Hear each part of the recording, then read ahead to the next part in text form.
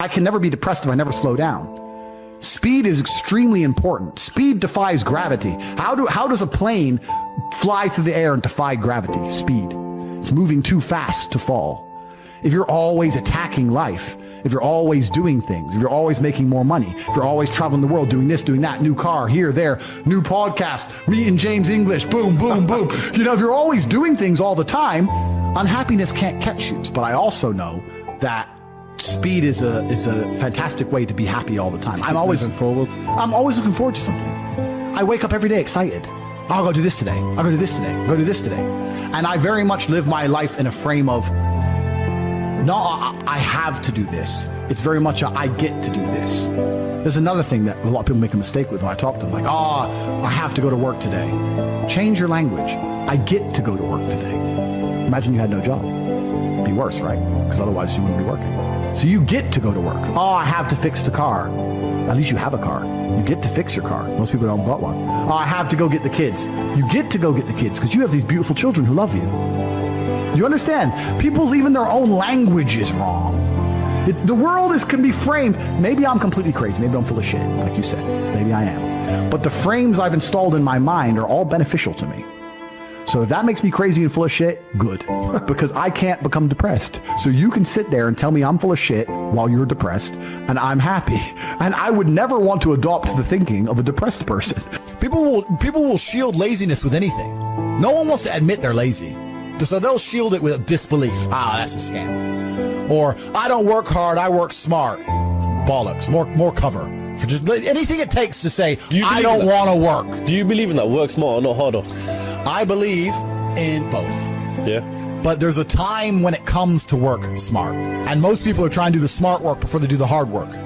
It's kind of like talent, right? You don't notice if you're talented at something until all the hard work's done. Yep. I could be the most talented tennis player in the world, but I don't play tennis. So if I go down the tennis court, Joe Schmo's going to smoke me.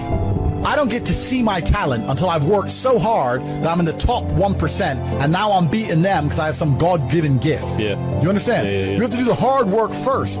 If there's no hard work, there's no smart work. So someone's going to sit there and go, I work smart, I don't work hard, so I only have to work an hour a day. If working smart gets you a lot done in an hour a day, then you should work smart for 12 hours a day and get 12 times the work done. I am absolutely and utterly a believer in hard work. I'm a proponent of hard work. I have all this money and all I do is work. My entire life is work. This podcast is work. I'm getting in the car, I'm going to another meeting, work. I want to go to the gym so I'm in good shape, work. It's all work. My entire life is work. And people don't want to look at life that way. They want to talk about work-life balance and being lazy and all this crap. I don't believe in any of that. I believe in if you want to win, you have to outcompete the man who's prepared to do nothing but work. It's player versus player. If you're going to sit there and go, I don't want to work more than an hour a day, well, the guy who does want to work more than an hour a day is going to beat you. And no matter how smart you are, there's always a smart dude who's doing the same smart work you are for more hours than you're doing it. That's just the nature of the game. The way that humans work and the way that we've evolved as a species is that we don't really learn lessons unless they're learned the hard way. Yeah. I believe that unless a lesson is taught the hard way, you're not going to learn it. You can have so many near misses and people won't learn their lesson. Bro, you must know a guy who goes out there, nearly crashes his car, nearly crashes his car, nearly crashes his car, doesn't slow his ass down until he wrecks it. Yeah. Like, this is just how people are, right? So you need that pain for the lesson to sting enough to really genuinely go inside of your mind. And it's the same with everything. It's the same with driving a car or business. Truthfully, if you want to learn a lesson about business, you're going to have to suffer at some point, right? So we always say that most people are not successful with their first companies, X, Y, Z, blah, blah, blah. I get that.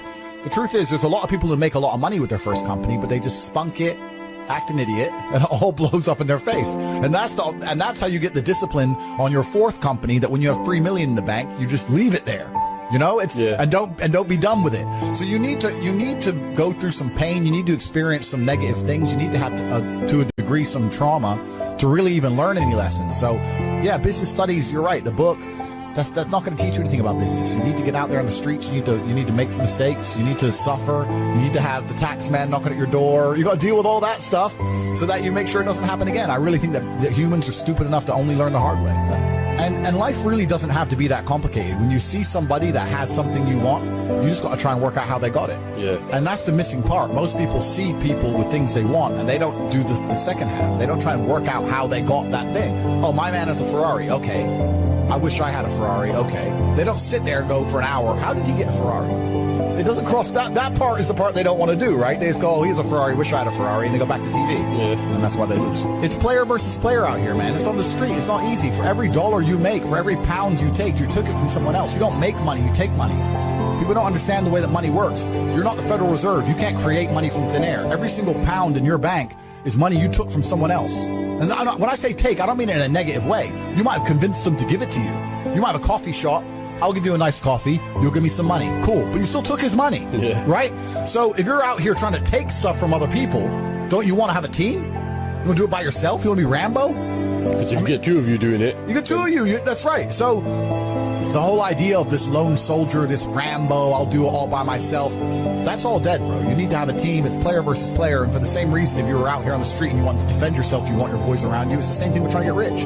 Like you're laughing with your boys. Yeah. The brokey days are great. And I'm not complaining about being rich. Obviously, I worked hard for this, and it's a fantastic life I live now. But I think without those brokey days, without those original days to compare it to, without that juxtaposition, then I don't think being rich would be fun at all. I think it's only fun because you can compare it to the days when you weren't rich. That's the only thing that makes it fun. The only thing that makes my $10,000 steak fun is that you can laugh saying how you never had 10 grand in your bank till you were 27 years old. Yeah. Like otherwise it's boring. Otherwise okay, steak. And I think if you're born with too much money, that you'll never truly be happy. I think you need the brokey days. They're the best days. They're the best days.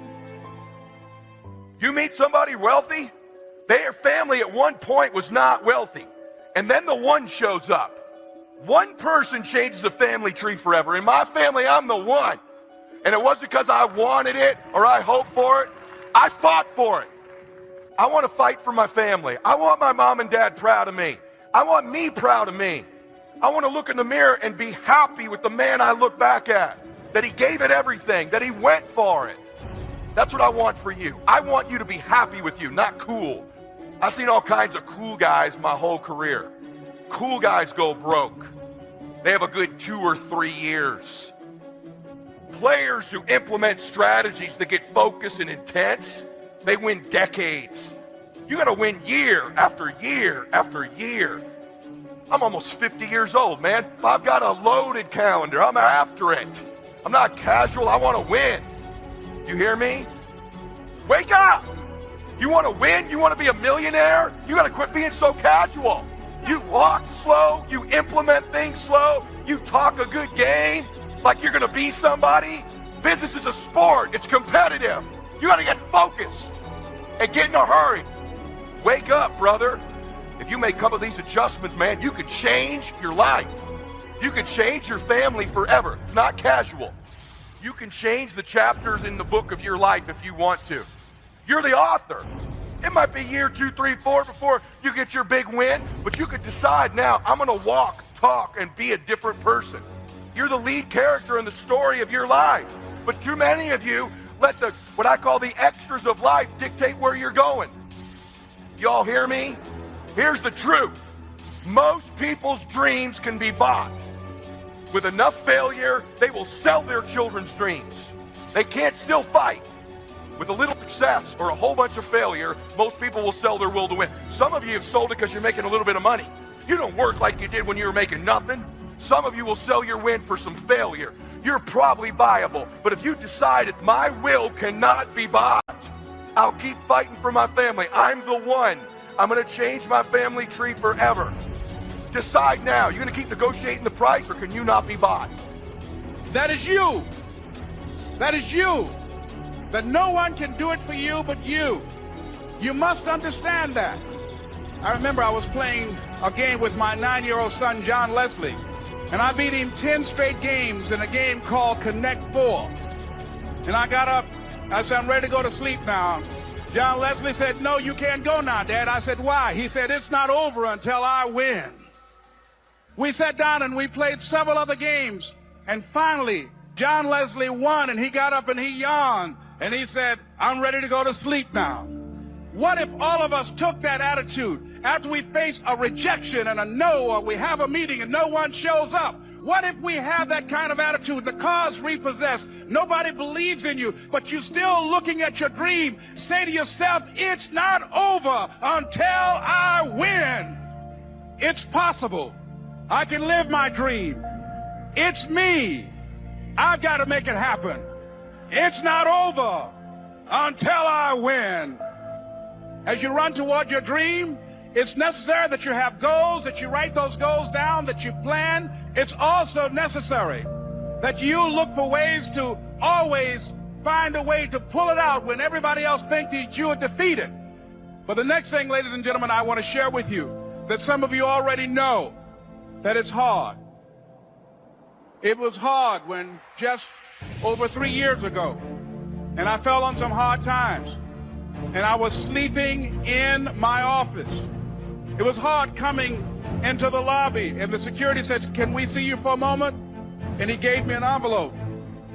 And the envelope was from management that said, "This is an office tower. Do not sleep in your office."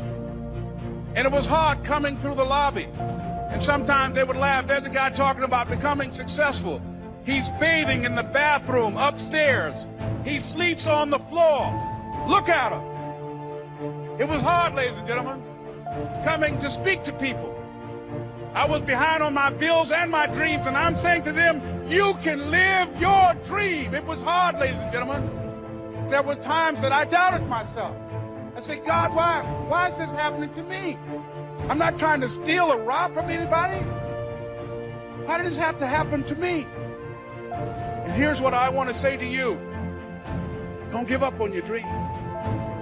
No one could have convinced me by holding on, by continuing to push forward, that one day I would have my own talk show from Liberty City, an abandoned building on a floor, never knowing my mother or father. It's a long shot.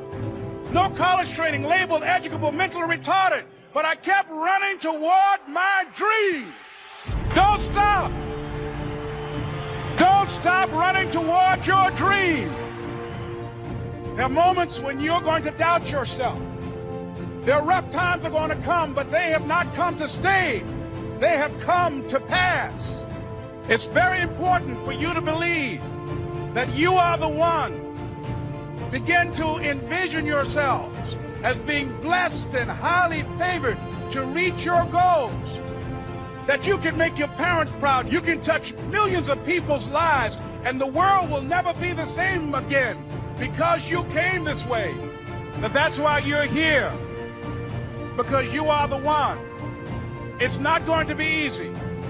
It was hard laying on the floor, looking out of the window, daydreaming, saying, Les, can you do this? Can you make this happen? And something said within me, you're the one. You're the one.